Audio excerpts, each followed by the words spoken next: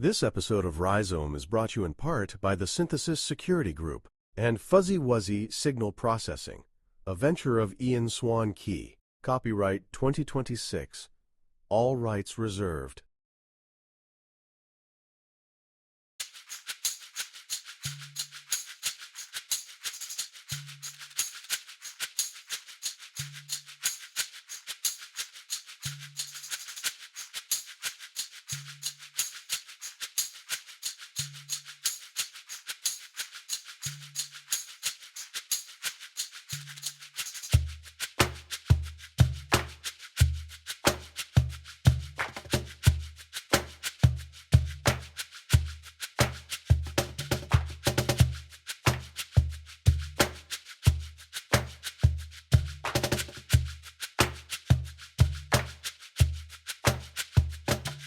Straight into some deeply philosophical territory today. We're looking at a fascinating framework from our source material that tries to map out the very nature of human existence. We're going from the raw biological circuitry in our bodies all the way up to the massive fractal nature of the universe. And the whole thing centers on this one core idea: why existence constantly seeks out the perfect sweet spot. So, to really get to the heart of this, we have to start with a pretty profound question. Why can't we ever just be satisfied? It's something you've probably wondered while staring at the ceiling at 3 a.m., right? Well, the source material suggests the answer isn't that there's some glitch in human psychology. Actually, it's rooted in the fundamental tension of existence itself. We're literally wired to be restless. Okay, let's dive into this tension. We're constantly caught in this tug of war between periodicity, which is just predictability and stability, and novelty, which represents chaos and change. Human behavior is always oscillating between these two poles. We crave those traditional static models of life for safety. But eventually, that gets a bit too stagnant, doesn't it? Which sparks this restless push toward new, alternative structures. It's just a never-ending pendulum swing. Now, what's really wild is how that human desire for novelty scales up to massive observable timelines. The sources highlight these fascinating cycles. We're talking 7-year economic cycles of business investment, 10-year decadal shifts in cultural trends, and, literally taking it to a cosmic level, the 11-year Schwabi solar cycle. The hypothesis discussed here is that these solar minimums and maximums might actually influence our collective cultural moods, subtly driving us toward either stability or change. It's like we're synced up to a universal metronome. And that brings us to this profound distinction highlighted in the text. There's a massive difference between artificial order imposed from the top down and the organic order found in nature. There's a quote in the source material that says it perfectly. Order out of chaos is mankind's operating instruction. Order in the chaos is nature's operating instruction. We're always trying to force things into neat little artificial boxes, while nature just hums along with its own hidden intrinsic rhythm. To understand how we actually fit into that natural order, the text uses this reductive, but honestly incredibly useful heuristic, defining humans as the meat puppet. Now, I know, it sounds a bit like a bad sci-fi movie, but it simply means we are self-aware biological vessels. When you strip away our egos, our jobs, our social labels, we're biological circuitry processing input through heuristic sensors and electrical impulses. And there's a profound beauty to this. Think about it. It's why donated blood can sustain a complete stranger at 1,000 miles away. We are profoundly biologically connected at the absolute base level. So compare that organic reality with a concept the sources call state entrainment. The text dives into this fascinating philosophical discussion about a managed cycle. The theory is that state actors might attempt to manage human volatility using infrastructure, like broadcasting extremely low frequency or ELF towers, and enforcing rigid heuristic labels. The goal? To artificially stabilize the population and prevent what they might fear would become total Mad Max-style anarchy. It's a really compelling look at the tension between state-imposed control and our natural, unpredictable human fluctuations. But here's where it gets deeply, intrinsically human. While a state might seek to dampen those extremes to maintain perfect order, we have a limbic system. Think of this as our biological engine of continuous refinement, or kaizen, as the text puts it. It's exactly this drive for more, for better, that gives us the capacity for profound suffering, a living hell, but also absolutely transcendent joy. That limbic drive is exactly what makes the whole cycle meaningful in the first place. And this brilliantly illustrates a core theme. The song remains the same. Society is constantly changing its timbre and its lyrics, right? We're always seeking out new fashions, alternative relationships, shiny new technologies just for the sake of novelty. But underneath all of that surface level change, the underlying harmonic structure of life, that base human experience of love, loss, and striving, remains absolutely identical through the ages.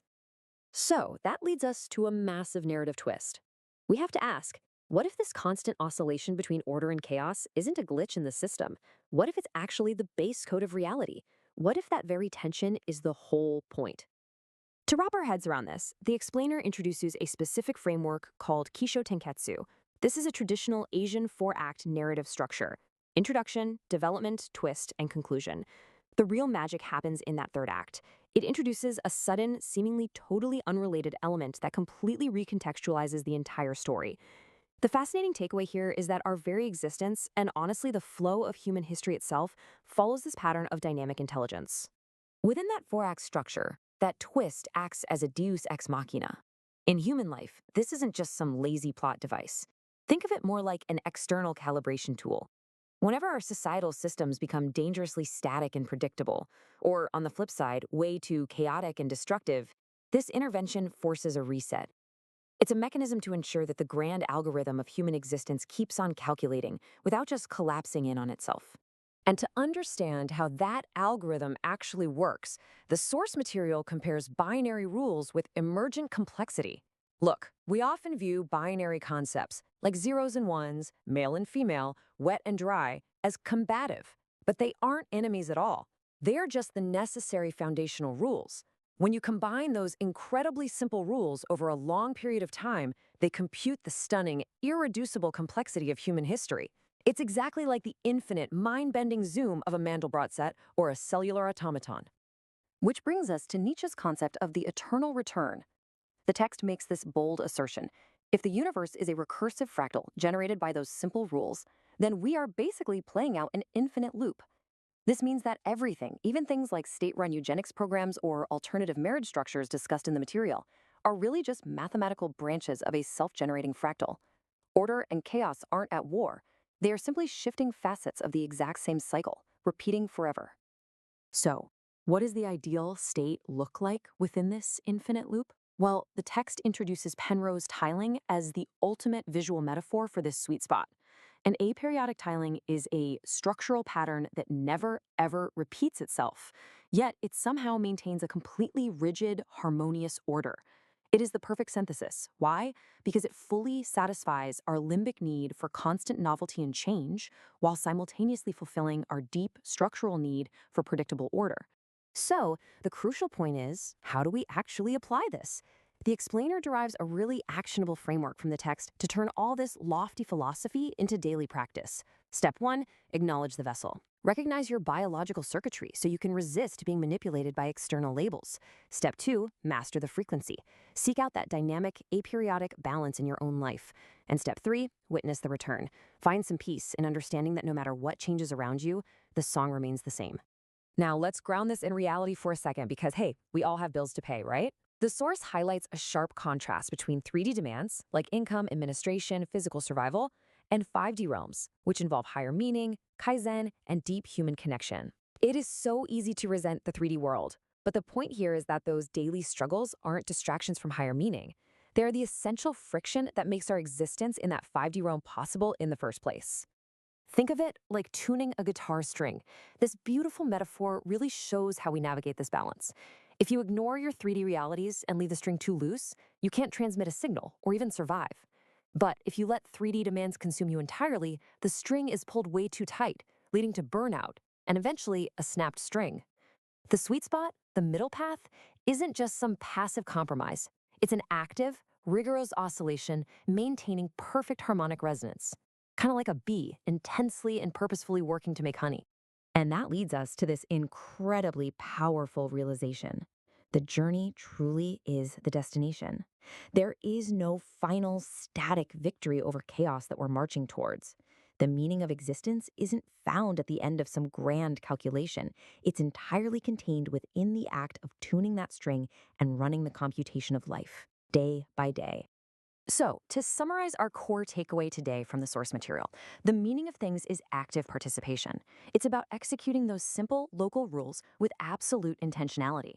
The work you do, the protection of your family, your daily routines, your kata, that is the beginning, the middle, and the end. We actually have to run the calculation of life to generate the beautiful fractal of our existence. And I'll leave you with this provocative final thought to carry with you today. Are you tuning your string to resonate with the chaos, or are you letting the tension snap you? It's a challenging question for sure, but I hope this explainer empowers you to go out and find your own dynamic, aperiodic sweet spot within the beautiful, chaotic fractal of life.